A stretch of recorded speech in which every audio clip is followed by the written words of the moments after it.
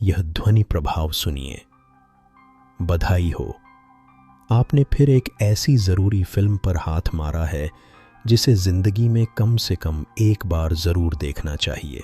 Fans कहते हैं कि इस फिल्म को देखने के बाद तो रात में बाथरूम जाने की हिम्मत नहीं होती।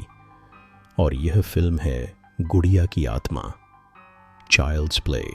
कहानी की शुरुआत होती है एक रात से, जब पुलिस अधिकारी माइक एक फरार अपराधी का पीछा करता है। वह अपराधी लंबे बालों वाला है, भागते वक्त बाल उड़ते हैं। गोलीबारी के बीच अपराधी के पैर में गोली लग जाती है।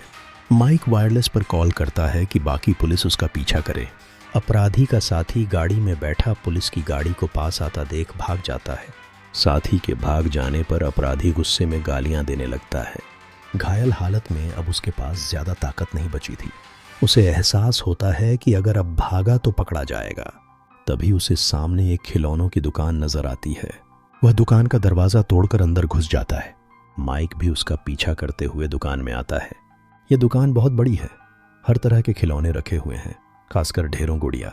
दोनों के बीच छुप छुपाई जैसी टकराहट शुरू होती है। अपराधी पहले माइक को देख लेता है और गोली चलाता है, लेकिन निशाना चूक जाता है। माइक पलटकर उसे गोली मार देता है जो सीधे उसके सीने में जाती है। अपराधी जमीन पर गिर जाता है।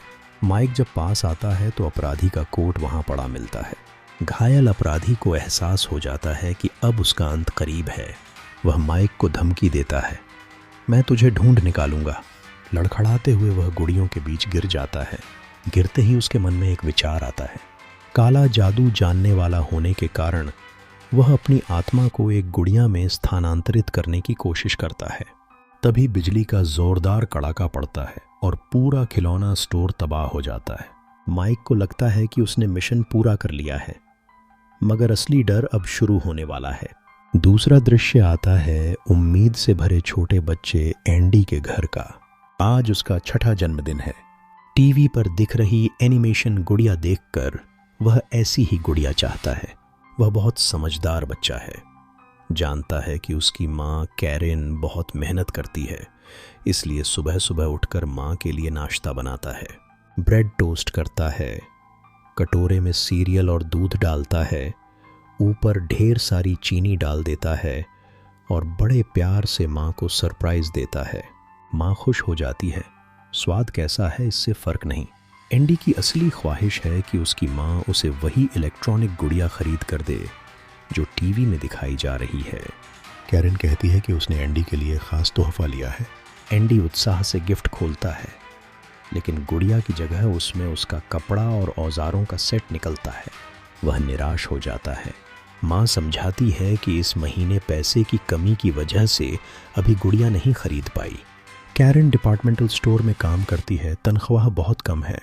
उसकी सहेली मैगी दौड़ते हुए आती है और बताती है कि बाहर फुटपाथ पर एक आदमी वही गुड़िया आधे दाम में बेच रहा है, असली की तरह लग रही है।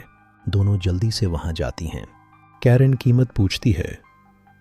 $30 में $100 वाली गुड़िया मिल रही हैं। मैगी को शक है कि यह चोरी की गुड़िया है, मगर कैरेन कहती है कि सस्ता मिल रहा है तो क्या फ़र्क पड़ता है। जब वे लौटती हैं, मैनेजर उन्हें देख लेता है, लेकिन ज़्यादा नहीं डांटता।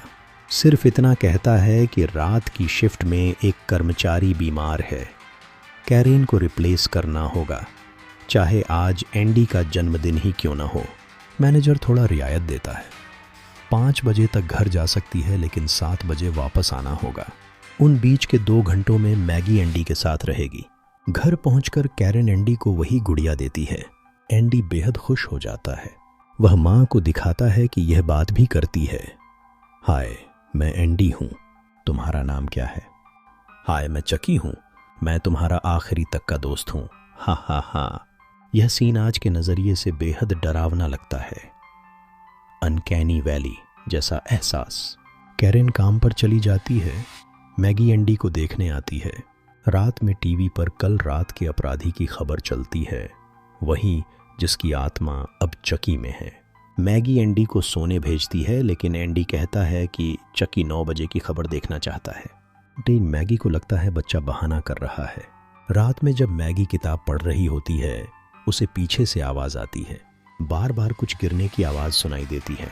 वह उठकर जांचने जाती है, तभी किसी ने पीछे से उस पर हमला किया। चकी ने हथौड़े से प्रहार किया, जिससे वह खिड़की से गिरकर मर जाती है। जब कैरेन रात को घर लौटती है, वह देखती है कि पुलिस और एम्बुलेंस नीचे खड़े हैं। वह डर जाती है और सीधे ऊपर दौड़ जाती है। पता चलता है हादसा उसके ही घर में हुआ है। पुलिस में वही माइक अधिकारी आता है जिसने पहले अपराधी को मारा था। सबूतों में मैगी के गिरने की जगह के पास बच्चे जैसे पैरों के निशान मिलते हैं, जो एंडी के जूतों से मेल खाते हैं। माइक को शक हो जाता है कि हत्यारा एंडी हो सकता है। कैरन हैरान और टूट जाती है। एंडी सोने जाता है और देखता है कि चकी के जूतों पर दूध पाउडर लगा है। उसे समझ आ जाता है कि असली कातिल कौन है। वह घबराकर कमरे से निकलता है और कहता है, मुझे पता है कि रसोई में कौन था। अगर हिम्मत है तो अगला हिस्सा ज़रूर देखना, क्योंकि चकी अब घर में अकेला नहीं है। Stay tuned for part 2। असली डर आ रहा है।